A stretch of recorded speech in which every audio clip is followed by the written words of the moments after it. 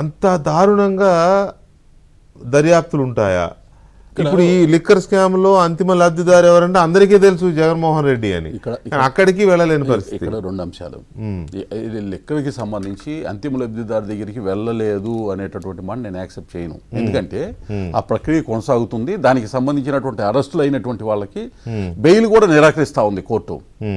కాబట్టి వాటికి సంబంధించినటువంటి అంశంలో ఏదైతే అంతిమ లబ్ధిదారుడు అనేటటువంటి దాన్ని కూడా ఆ లింక్ చెప్పటం ఒకటి, ఆధారాలతో సహా వాటికి సంబంధించినటువంటి ఎస్టాబ్లిష్ చేసి, ఎందుకంటే మనం మాట్లాడుకున్నంత తేలిగ్గా ఉండదు కదా విచారణ సంస్థలకు సంబంధించి. వాళ్ళు మైన్యూట్గా ఎక్కడ కూడా తప్పించుకోకుండా ఉండేటటువంటి విధంగా ఆధారాలని సేకరించిన తర్వాత మాత్రమే ఎక్కడైతే అంతిమ లబ్ధిదారుడు ఎవరైతే ఉన్నారో వారి దగ్గరికి వెళ్ళేటటువంటి పరిస్థితి ఉంటుంది.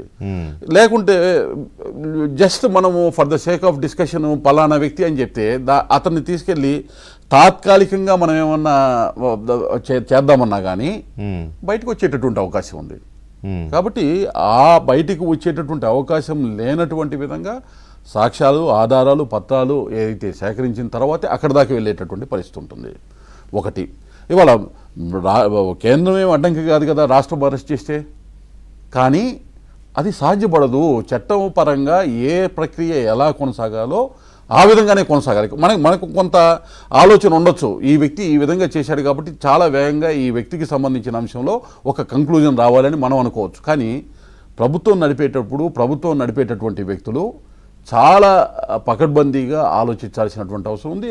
ఆ ప్రక్రియలోనే ఇక్కడ విచారణ జరుగుతూ ఉంది, ఆ ప్రక్రియలోనే అడుగులు ముందుకు పడతా ఉన్నాయి. ఇది లిక్కర్కి సంబంధించి. రెండవది, ఎస్, బాధాకరమైనటువంటి అంశమే అవినాష్ రెడ్డి గారికి సంబంధించి కర్నూలులో అప్పుడు జరిగినటువంటి ఎపిసోడ్ ఏదైతే ఉందో అది బాధాకరం కాదు, అది ఏంటంటే ఆ రోజు ఉన్నటువంటి రాష్ట్ర ప్రభుత్వము ఆ సమయాన్ని వాడుకొని వాడిని ఆ జనాలతోటి కంట్రోల్ చేస్తూ సమయాన్ని వాడుకొని ఈ లోపల కోర్టు నుంచి రావాల్సినటువంటి వెసులుబాటు తెచ్చుకున్నటువంటి పరిస్థితి. కాబట్టి ఆ రోజు ముఖ్యమంత్రిగా ఉన్నటువంటి జగన్మోహన్ రెడ్డి గారు సొంత బాబాయికి సంబంధించినటువంటి అంశంలో కూడా వ్యవహరించినటువంటిది ప్రజలకి స్పష్టంగా అర్థమైంది, ఏ విధంగా ఈయన వ్యవహరిస్తూ వచ్చాడనేటువంటిది. ఆ సమయాన్ని వాడుకునేదానికి తనకున్నటువంటి ఆ జనాల్ని, తనకున్నటువంటి అధికారాన్ని వినియోగించి ఆ అధికారాన్ని అక్కడ దాకా వచ్చేటటువంటి దాన్ని నిలుపుదల చేయగలిగారు. తర్వాత కోర్టు ద్వారా రావాల్సిన ఉత్తర్వులను తెప్పించుకోగలిగారు. ఇది వన్స్ కోర్టు నుంచి ఉత్తర్వులు వచ్చిన తర్వాత అధికారి అడుగు ముందుకు వేయలేనటువంటి పరిస్థితి.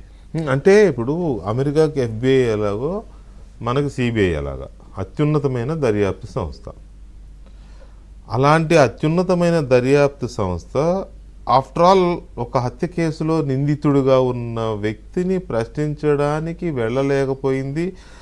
ఆ లోకల్ పోలీసు CBIని ఆపేశారు అని అంటే, పోలీసు కాదు మాబ్ని తీసుకొచ్చి, మావే కాదు లోకల్ పోలీసు కూడా, పోలీస్ సపోర్టే కదా ఇక్కడ గవర్నమెంట్ లో ఎవరైతే ఉన్నారో జగన్మోహన్ రెడ్డి గవర్నమెంట్ లో లోకల్ పోలీసు ఆ వచ్చిన మాబ్కు సహకరించి ఒక రకంగా చోద్యం చూస్తూ ఉన్నట్టుండి CBIనే కంట్రోల్ చేసే పరిస్థితి ఆ రోజున. సో అలాంటి సిచ్యువేషన్ని ఎందుకు కేంద్ర ప్రభుత్వం సీరియస్గా తీసుకోదు? ఎందుకంటే CBI అనేది హోంశాఖ పరిధిలో ఉంటుంది కదా. It is no doubt serious matter sir, but ఏంటంటే అక్కడే చాలా మంది క్వశ్చన్ చేస్తారు. No doubt it is a serious matter.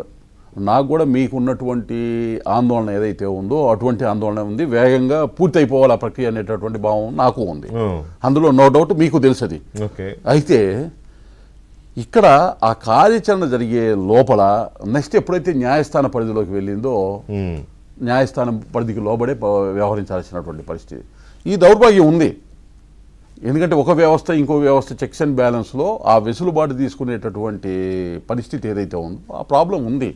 దాన్ని హౌ టు కంట్రోల్, లేకపోతే దాన్ని ఏ విధంగా రిమూవ్ చేయాలనేటువంటి దాని మీద కూడా ఆలోచించాల్సినటువంటి అవసరం ఉంది. కంక్లూజన్లో మళ్ళీ మీ సబ్జెక్ట్కే వస్తాను. ఈ 20 సూత్రాల అమలు అనే వ్యవస్థని, అమలు కమిటీ అనే వ్యవస్థని పెట్టుకోలేకపోతే ఆ రాష్ట్రాలు ఎలా నష్టపోతాయి? వాటికి జరిగే నష్టం ఏంటి? First they have to realise. అందుకనే మళ్ళీ ఇప్పుడు 20 పాయింట్స్కి సంబంధించి ఫస్ట్ రీస్ట్రక్చర్ మేము ఏదైతే కోరుకున్నామో దాన్ని జరిగి అమలు పరచాల్సినటువంటి అవసరం ఉంది. ఎందుకంటే ఎగ్జాక్ట్గా ఓల్డ్ సిస్టంలో వెళ్తే ఉపయోగము లేదంటే ఉండాల్సినంత ఉండదు.